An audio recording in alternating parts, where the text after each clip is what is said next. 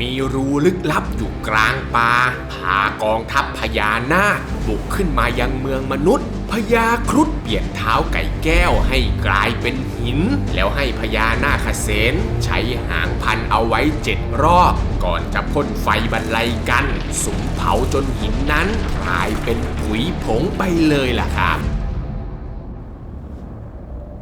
สวัสดีครับทุกคนครับผมนิกเองครับมีตำนานพื้นบ้านอยู่เรื่องหนึ่งครับซึ่งกล่าวถึงเด็กกำพร้าที่ลงไปในรูลึกลับและรูนั้นมันได้นำพาเขาไปเจอกับโลกอีกโลกหนึ่งเลยนะครับที่ทับซ้อนอยู่กับโลกของเราจนเกิดเป็นการผจญภัยในดินแดนของเวทมนต์คาถาซึ่งเต็มไปด้วยผู้วิเศษและสัตว์ในตำนานจากป่าหิมพานต์เรื่องราวจะสนุกสนานน่าตื่นเต้นแค่ไหนเดี๋ยวมารับชมกันในคลิปนี้แหละครับกับเรื่องราวของกำพร้าไก่แก้วหรือไก่แก้วหอมหูนั่นเองครับผมแต่ก่อนอื่นนะครับใครที่ชื่นชอบคลิปของช่องดูดีแล้วยังไม่ได้กดติดตามก็ฝากกดติดตามเอาไว้หน่อยนะครับและที่สำคัญอย่าลืมกดกระดิ่งแจ้งเตือนทั้งหมดไว้ด้วยนะครับทุกคนเวลาที่ผมลงคลิปใหม่เนี่ยมันจะได้แจ้งเตือนไปยังโทรศัพท์ของทุกคนนั่นเองครับและถ้าหากใครไม่อยากจะเห็นคำบรรยายของคลิปก็ลองมองหาสัญลักษณ์รูปตัว C 2 ตัวแล้วก็กดปิดการแสดงคำบรรยายได้เลยนะครับถ้าพร้อมกันแล้วก็ไปฟังกันเลยครับผมนานมาแล้วณเมืองโคดมมีรูประหลาดอยู่นอกเมือง1 รูครับทุกคนมันเป็นรูที่ลึกมากๆไม่เคยมีสิ่งใดอย่างลงไปถึงก้นหลุมได้เลยซึ่งแถวนั้นเองครับมี2 แม่ลูกขอทานที่เดินทางมาจากต่างเมืองพักอาศัยอยู่ซึ่งเด็กหนุ่มคนนั้นเนี่ยมีชื่อว่าอ้ายกำพร้าซึ่งพ่อของเขาเนี่ยตายจากไปตั้งแต่ตอนอายุ9 ขวบเมื่อทั้งสองเดินทางมาถึงเมืองโคดมอ้ายกำพร้าก็ทำอาชีพต่อไก่ปลาแล้วนำไปแลกข้าวแลกปลาเอามากินกับแม่เพื่อจะได้ไม่ต้องออกไปขอทานกับใครอีกกระทั่งมีอยู่คืนหนึ่งครับอ้ายกำพร้าเนี่ยฝันว่าตนเองไปต่อไก่ในป่าแล้วบังเอิญไปเจอกับไก่แก้วและบริวารของมันอีก100 ตัวเขาพยายามไล่จับไก่แก้วตัวนั้นแต่ก็ไม่สำเร็จเนื่องจากไก่แก้วเนี่ยมันพาบริวารของมันวิ่งหนีลงรูไปเหลือเอาไว้ก็แต่ขนหางของมัน1 เส้น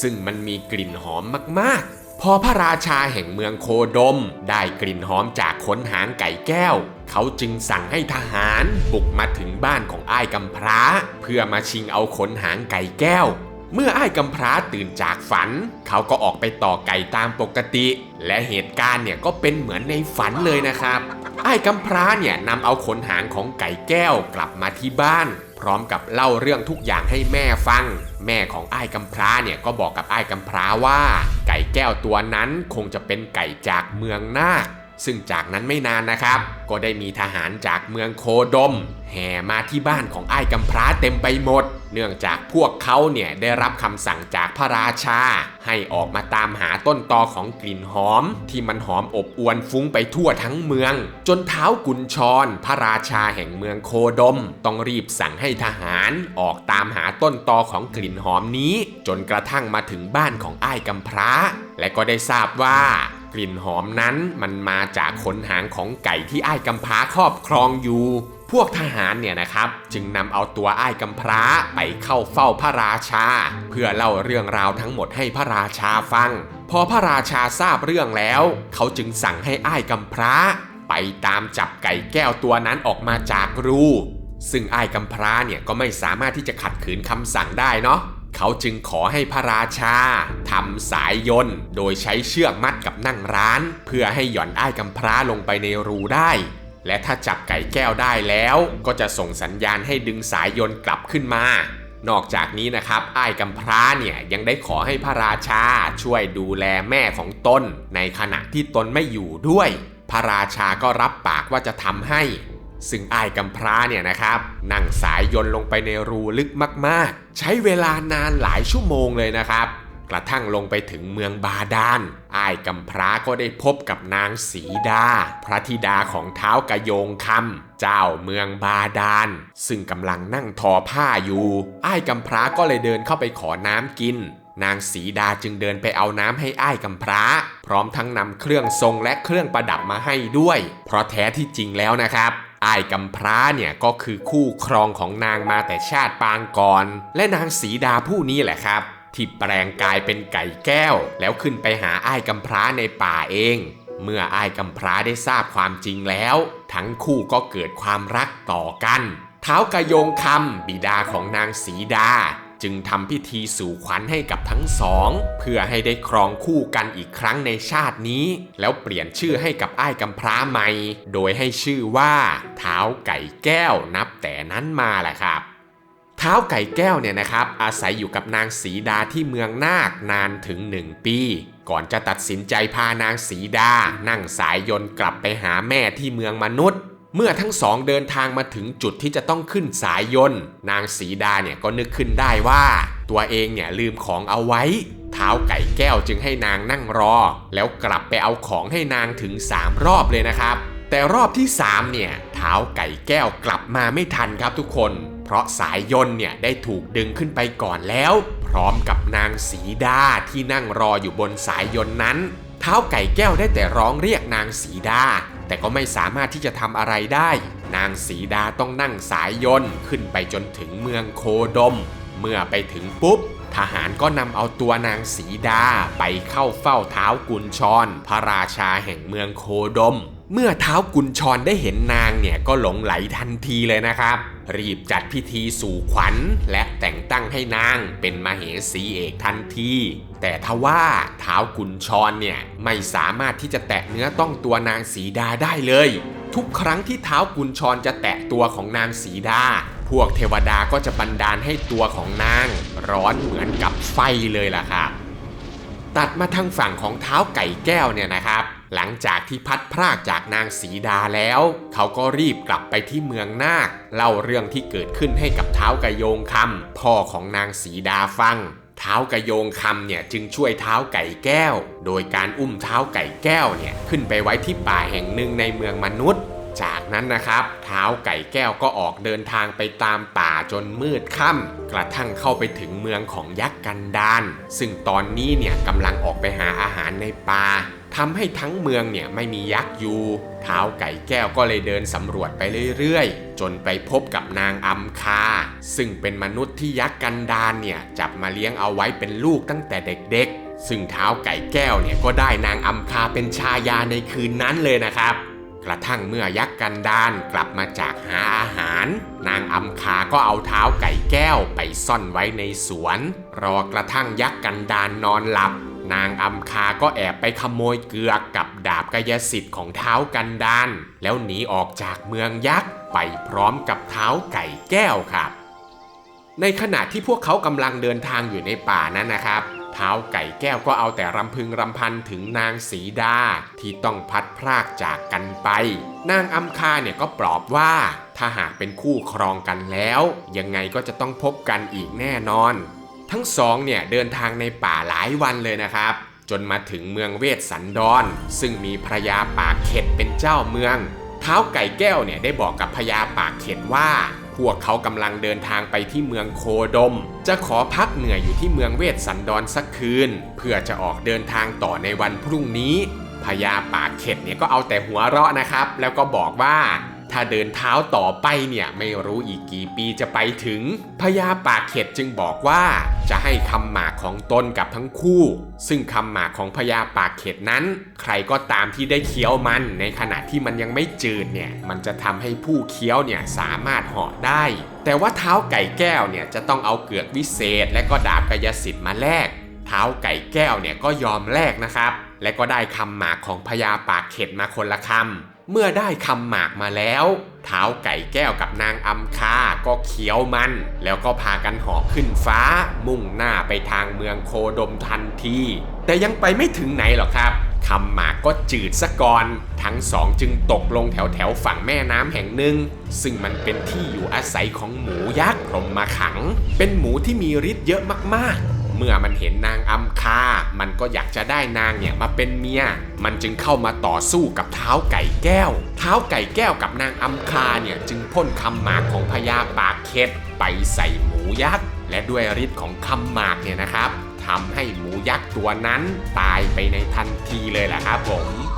จากนั้นนะครับท ท้าวไก่แก้วกับนางอำคาก็เดินย้อนกลับไปหาพญาปากเข็ดอีกรอบเพื่อที่จะขอปลายลิ้นของพญาปากเข็ดแทนคำหมากเพราะปลายลิ้นเนี่ยมันได้สะสมความหวานของคำหมากเอาไว้นานหลายปีซึ่งจะทำให้เหาะได้นานกว่าและพญาปากเข็ดเนี่ยก็ยอมมอบปลายลิ้นของตัวเองให้แก่ท้าวไก่แก้วครับเมื่อได้ปลายลิ้นของพญาปากเข็ดแล้วท้าวไก่แก้วกับนางอำคาก็พากันนั่งบนแพแล้วเหาะขึ้นฟ้าไปจนถึงเมืองผาจวงซึ่งเป็นเมืองที่มีภูเขาล้อมรอบตัดขาดจากโลกภายนอกอย่างสิ้นเชิงซึ่งทั้งเมืองเนี่ยนะครับกำลังตกอยู่ในความโศกเศร้าเนื่องจากพญาผาจวงผู้เป็นเจ้าเมืองเพิ่งจะสูญเสียนางจันทาลูกสาววัย15 ปีซึ่งเป็นดั่งแก้วตาดวงใจของเขาไปเนื่องจากนางจันทาเนี่ยโดนงูพิษกัดในขณะที่กำลังอาบน้ำที่ท่าน้ำพญาผาจวงเนี่ยจึงนำเอาร่างของนางใส่ในโกฏแก้วแล้วเก็บเอาไว้เพื่อรอให้หมอวิเศษมารักษานางให้ฟื้นกระทั่งท้าวไก่แก้วกับนางอำคาเหาะมาตกลงกลางศาลาใหญ่ของเมืองผาจวงพญาผาจวงจึงคิดว่าทั้งสองเนี่ยเป็นผู้วิเศษเลยขอให้รักษานางจันทาให้ซึ่งตอนที่ท้าวไก่แก้วอาศัยอยู่ที่เมืองนาคนั้นนะทุกคนเขาได้ความรู้ที่จะรักษาคนตายให้ฟื้นติดตัวมาด้วยแต่ยังไม่เคยรักษาใครมาก่อนเลยจึงรับปากกับพญาผาจวงว่าจะลองรักษานางจันทาดูโดยท้าวไก่แก้วเนี่ยได้ขอให้นำโกฏที่ใส่ร่างของนางจันทามาวางไว้นอกศาลาและก็เอาผ้าเนี่ยกั้นเอาไว้จากนั้นก็นำขันน้ำส้มปล่อยและก็ค้อง1 ใบเอาเข้ามาไว้ในม่านแล้วก็เอาค้องอีก1 ใบเพื่อให้พญาผาจวงเนี่ยถือเอาไว้ข้างนอกถ้าหากพญาผาจวงได้ยินท้าวไก่แก้วตีค้อง1 ครั้งก็ให้พญาผาจวงเนี่ยตีค้องตอบรับ2 ครั้งถ้าหากได้ยิน2 ครั้งก็ให้ตีค้องตอบรับ4 ครั้งจากนั้นก็โห่พร้อมๆกัน3 ทีเมื่อเข้าใจกันแล้วท้าวไก่แก้วก็ลงมือรักษานางจันทาทันทีซึ่งนางก็ฟื้นคืนชีพกลับมาจริงๆนะทุกคน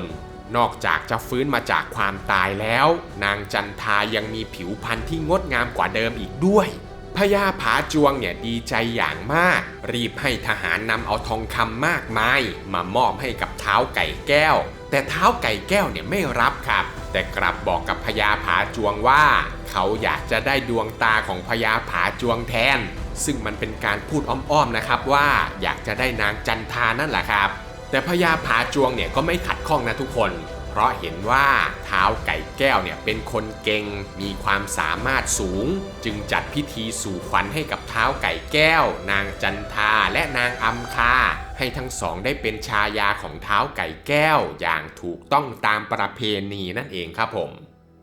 ท้าวไก่แก้วเนี่ยนะครับพักอยู่ที่เมืองผาจวงนานถึง7 วันก่อนจะพานางอำคานางจันทาออกเดินทางต่อไปจนถึงเมืองโคดมซึ่งเมื่อมาถึงแล้วเนี่ยก็พบว่า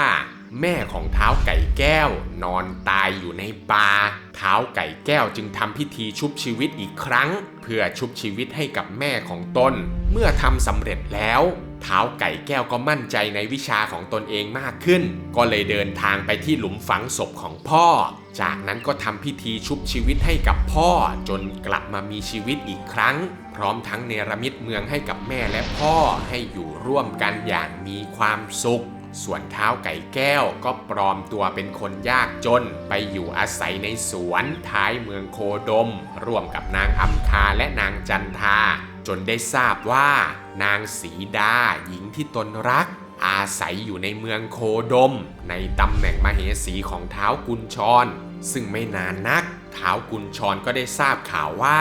มีสาวงาม2 คนอาศัยอยู่กับชายยากจนที่สวนท้ายเมืองท้าวกุญชรเนี่ยก็อยากจะได้มาครอบครองนะครับเลยสั่งให้ทหารไปรับนางมาอยู่ด้วยเมื่อทหารมาถึงกระท่อมของท้าวไก่แก้วพวกทหารก็พุ่งตรงเข้าไปเพื่อจะชิงเอานางอำคาและนางจันทาไปให้กับท้าวกุญชรซึ่งท้าวไก่แก้วเนี่ยก็ไม่ยอมอยู่แล้วครับท้าวไก่แก้วจึงเสกให้พวกทหารกลายสภาพเป็นหินโดยให้เหลือไว้1 คนเพื่อให้กลับไปบอกข่าวแก่ท้าวกุญชรเมื่อท้าวกุญชรทราบเรื่องก็โกรธมาก รีบยกทัพออกมาที่กระท่อมของท้าวไก่แก้วทันทีเมื่อมาถึงท้าวไก่แก้วก็บอกให้ท้าวกุญชรเนี่ยยกทัพกลับไปซะแล้วก็ส่งคืนตัวนางสีดามาให้ตนแต่โดยดีแต่ท้าวกุญชรเนี่ยก็ไม่ยอมครับจึงสั่งให้ทหารบุกเข้าไปฆ่าท้าวไก่แก้วซะท้าวไก่แก้วจึงเสกให้ท้าวกุญชรและบริวารทั้งหมดกลายเป็นหินแล้วก็เสกให้เมืองโคดมทั้งเมืองเนี่ยจมลงสู่ก้นบาดาลคงเหลือไว้แค่ปราสาทของนางสีดาและบริวารของนางอีก100 คนเท่านั้นเมื่อท้าวไก่แก้วเดินทางมาหานางสีดาที่ปราสาทกลางน้ำนางสีดาก็ดีใจมากท้าวไก่แก้วก็เลยเสกให้น้ำเนี่ยแห้งไปพร้อมกับชุบชีวิตให้ท้าวกุญชรและชาวเมืองทุกคนเมื่อท้าวกุญชรพ้นคำสาปแล้วเขาก็รู้สึกผิดที่ไปแย่งนางสีดามาจึงคืนนางสีดาให้กับท้าวไก่แก้วพร้อมกับยกเมืองโคดมให้กับท้าวไก่แก้วได้ปกครองด้วยแต่ท้าวไก่แก้วเนี่ยไม่รับแต่กลับสั่งให้ท้าวกุญชรเนี่ยปกครองเมืองโคดมโดยยึดเอาศีลธรรมเป็นที่ตั้งซึ่งในขณะนั้นเองล่ะครับจู่ๆยักษ์กันดารพ่อเลี้ยงของนางอัมคาก็บุกมาที่เมืองโคดมเพื่อที่จะชิงเอาตัวนางอัมคาและของวิเศษที่นางอัมคาขโมยมากลับคืนเมืองแต่ท้าวไก่แก้วเนี่ยไม่ยอมครับผมจึงเกิดการต่อสู้กันขึ้นและสุดท้ายเนี่ยนะครับยักษ์กันดารก็ถูกท้าวไก่แก้วฆ่าตายแต่ท้าวไก่แก้วก็ชุบชีวิตคืนให้ตามคำขอของนางอัมคาโดยท้าวไก่แก้วได้ขอยักษ์กันดารว่าต่อไปนี้เนี่ยอย่าจับคนกินเป็นอาหารอีกเด็ดขาดยักษ์กันดารก็รับปากแล้วก็เดินทางกลับเมืองของตนท้าวไก่แก้วและมเหสีทั้ง3ก็เดินทางออกจากเมืองโคดมแล้วมาเนรมิตเมืองของตนเองขึ้นใหม่โดยตั้งชื่อว่าเมืองโคดมเช่นกันและก็มีประชาชนมากมายย้ายเข้ามาอาศัยอยู่ในเมืองอย่างมีความสุขซึ่งไม่นานนักนางสีดามเหสีเอกก็ได้ให้กำเนิดบุตรชาย1 คนนามว่าบุญนาคเมื่อบุญนาคอายุได้3 ปีท้าวไก่แก้วก็พาลูกและมเหสีทั้ง3เดินทางไปที่เมืองนาคเพื่อพาบุญนาคเนี่ยไปหาตาและยายเมื่อกลับขึ้นมาจากเมืองนาคแล้วท้าวไก่แก้วก็พาบุญนาคไปที่เมืองของยักษ์กันดารเพื่อไปหาพ่อของนางอัมคาซึ่งเมื่อไปถึงเนี่ยก็พบว่าปราสาทราชวังของยักษ์กันดารเต็มไปด้วยคราบเลือดและกลิ่นเน่าเหม็นของสัตว์ป่ามากมายที่ยักษ์กันดารเนี่ยจับมากินเพื่อที่จะทดแทนความอยากกินมนุษย์ท้าวไก่แก้วเนี่ยจึงได้เนรมิตปราสาทราชวังให้กับยักษ์กันดารใหม่พร้อมกับขอไม่ให้ยักษ์กันดารจับสัตว์ทั้งหลายมากินอีกก่อนจะเดินทางต่อไปเพื่อไปหาพญาปากเข็ดทันทีที่พวกเขามาเจอพญาปากเข็ดพญาปากเข็ดก็ขอปลายลิ้นของตนคืนจากท้าวไก่แก้วโดยอ้างว่าตั้งแต่ที่ตนให้ปลายลิ้นกับท้าวไก่แก้วไปไม่ว่าจะทำอะไรเนี่ยมันก็ไม่คล่องแคล่วเหมือนเดิมแต่ท้าวไก่แก้วเนี่ยได้ตอบกลับไปว่าท่านเนี่ยเป็นผู้ใหญ่แล้วเมื่อพูดอะไรออกไปก็ไม่ควรจะคืนคำซึ่งพญาปากเข็ดเนี่ยก็แก้เขินนะครับโดยการบอกว่าพูดเล่นจากนั้นท้าวไก่แก้วจึงเนรมิตเมืองให้กับพญาปากเข็ดใหม่ก่อนจะออกเดินทางออกจากเมืองจนกระทั่งมาเจอกับซากของหมูยักษ์พรหมขังที่โดนท้าวไก่แก้วกับนางอัมคาฆ่าตายไปท้าวไก่แก้วก็เลยชุบชีวิตให้กับหมูยักษ์พรหมขังจนฟื้นคืนชีพขึ้นมาอีกครั้งแต่หมูยักษ์พรหมขังเนี่ยได้ขอให้ท้าวไก่แก้วฆ่ามันอีกรอบเพราะมันไม่อยากจะเป็นหมูแล้วอยากจะไปเกิดใหม่เป็นเทพบุตรบนสวรรค์แทนท้าวไก่แก้วก็เลยฆ่าหมูยักษ์พรหมขังให้ตายอีกรอบตามความปรารถนาของมันค่ะจากนั้นนะครับท้าวไก่แก้วนางสีดานางอัมคานางจันทาและบุญนาคก็ออกเดินทางต่อไป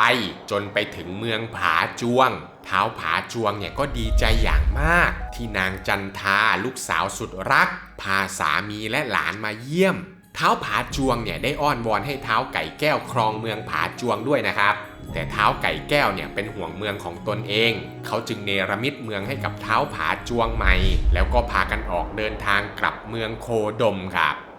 เมื่อเวลาผ่านเลยไป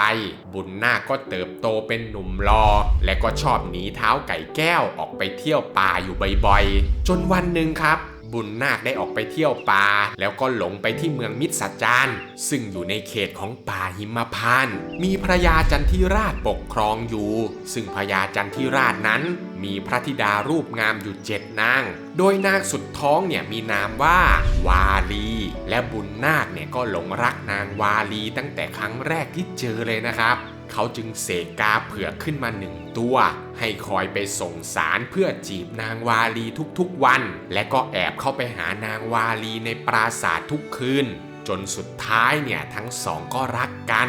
บุญนาคเนี่ยอาศัยอยู่ในป่าหิมพานต์นานมากเลยนะทุกคนช่วงกลางคืนเนี่ยเขาก็จะแอบเข้าไปหานางวาลีพอตอนเช้าก็กลับเข้ามาอยู่ในป่าออกล่าสัตว์ในป่าหิมพานต์ไปเรื่อยจนวันหนึ่งครับบุญนาคได้ใช้บ่วงไปคล้องคอราชสีห์จนราชสีห์เนี่ยส่งเสียงร้องคำรามที่ดังมากๆดังจนได้ยินไปถึงเท้าไก่แก้วเท้าไก่แก้วเนี่ยก็คิดว่าคงจะเป็นลูกของตัวเองที่กำลังได้รับอันตรายก็เลยรีบตามไปรับเอาตัวบุญนาคจับกลับมาขังใส่กรงเอาไว้เพื่อทำโทษที่หนีออกไปเที่ยวโดยเท้าไก่แก้วเนี่ยได้ให้ทหาร 1,000 นายยืนล้อมรอบกรงเฝ้าบุญนาคเอาไว้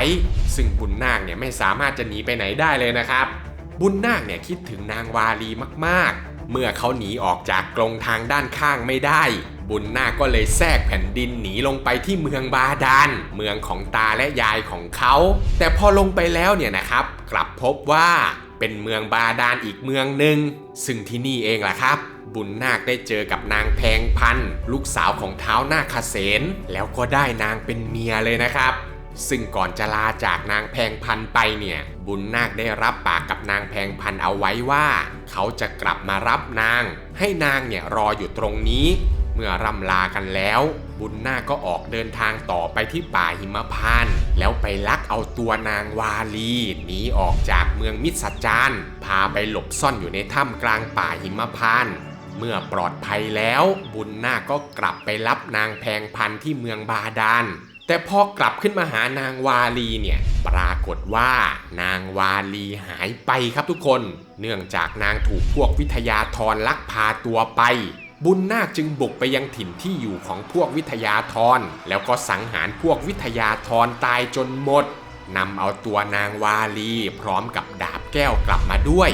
ทั้ง3เนี่ยอาศัยอยู่ร่วมกันในป่าได้สักพักมันก็ได้เกิดเรื่องขึ้นเมื่อยักษ์เพชฌกัณฐ์ยักษ์ใหญ่แห่งเมืองลังกาเดินทางผ่านเข้ามาในป่าแล้วมาพบกับบุญนาคพร้อมกับชายาทั้งสองนอนหลับอยู่ใต้ต้นไทรแก้วยักษ์เพชฌกัณฐ์เนี่ยจึงร่ายมนต์สะกดให้ทั้ง3เนี่ยหลับไหลไป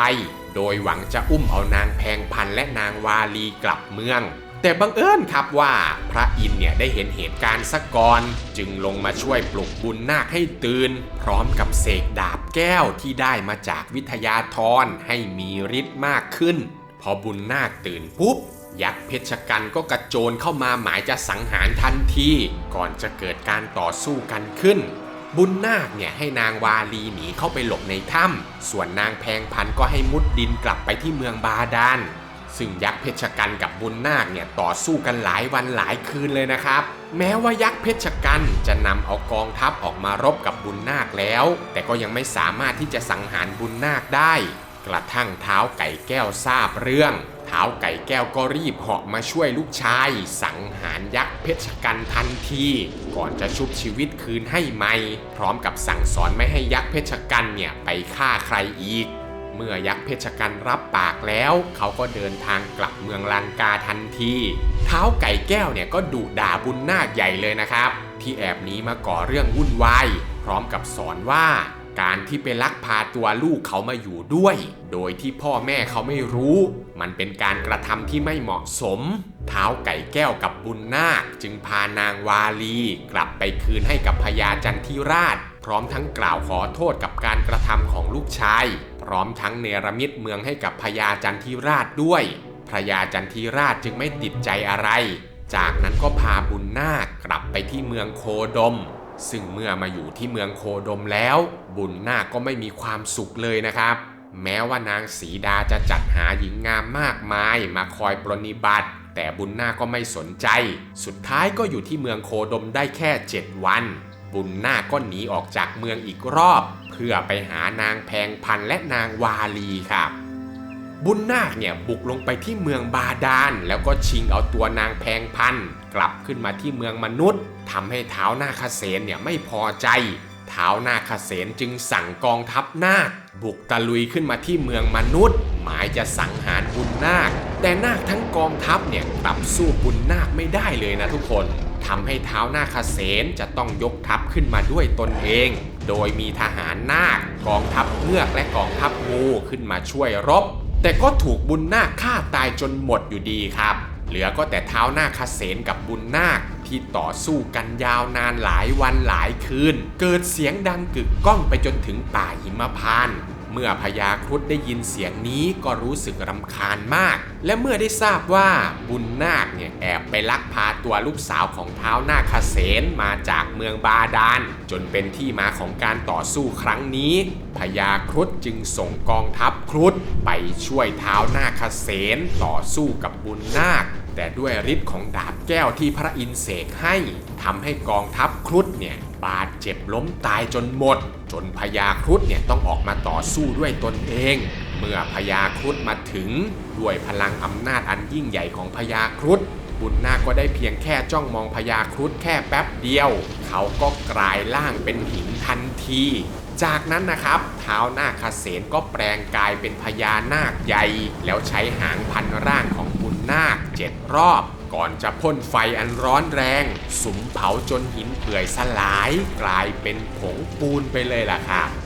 เมื่อนางแพงพันทราบว่าพ่อของตนได้สังหารชายที่ตนรักไปแล้วนางก็ไม่รู้จะทำยังไงนะครับจึงได้แต่อธิษฐานขอกับพระอินทร์ให้ช่วยเหลือบุญนาคซึ่งทุกคนเนี่ยอาจจะเห็นนะครับว่าพระอินทร์ได้ลงมาช่วยบุญนาคหลายครั้งมากๆนั่นมันก็เป็นเพราะว่าแท้จริงแล้วบุญนาคคือลูกของพระอินทร์ซึ่งลงมาเกิดที่เมืองมนุษย์เพื่อชดใช้เศษกรรมส่วนนางแพงพันเองเนี่ยก็คือชายาของบุญนาคมาแต่ปางก่อนพระอินทร์จึงลงมาชุบชีวิตให้กับบุญนาคแล้วก็พาบุญนาคขึ้นไปอยู่บนสวรรค์ให้ได้อยู่กับเหล่ามเหสีของเขาที่เสวยชาติเป็นเทพบุญนาคเนี่ยอาศัยอยู่ที่สวรรค์ได้แป๊บเดียวเท่านั้นพระอินทร์ก็จะต้องส่งกลับลงไปที่โลกมนุษย์โดยก่อนจะกลับลงไปนั้นเหล่ามเหสีของบุญนาคที่เสวยชาติเป็นเทพก็ได้พากันขอร้องบุญนาคว่าอย่าไปสร้างเวรสร้างกรรมในเมืองมนุษย์อีกจะได้กลับมาเกิดบนสวรรค์เร็วๆเมื่อบุญนาคกลับลงมาที่เมืองโค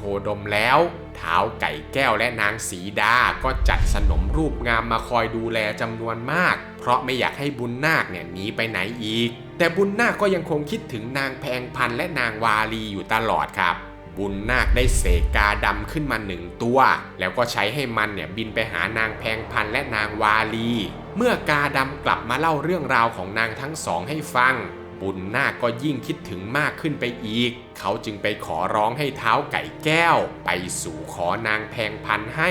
เมื่อท้าวไก่แก้วเห็นความมุ่งมั่นของบุญนาคเนี่ยก็ใจอ่อนครับยอมเดินทางไปที่เมืองบาดาลตามความต้องการของลูกชายเพื่อไปเข้าเฝ้าท้าวนาคเสน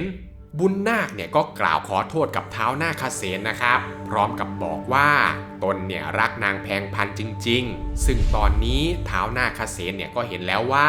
บุญนาคกับนางแพงพันนั้นเป็นคู่กันมาตั้งแต่ชาติปางก่อนก็เลยยินยอมยกลูกสาวให้กับบุญนาคโดยจัดพิธีสู่ขวัญสุดยิ่งใหญ่ขึ้นกลางเมืองบาดาลและท้าวไก่แก้วเนี่ยก็ได้เนรมิตเมืองอันงดงามให้กับท้าวนาคเสนด้วยเมื่อเสร็จพิธีแล้วท้าวไก่แก้วและบุญนาคก็พาแพงพันกลับขึ้นมาที่เมืองโคดมและก็อยู่ร่วมกันเป็นครอบครัวใหญ่ที่เมืองโคดมอย่างมีความสุขครับ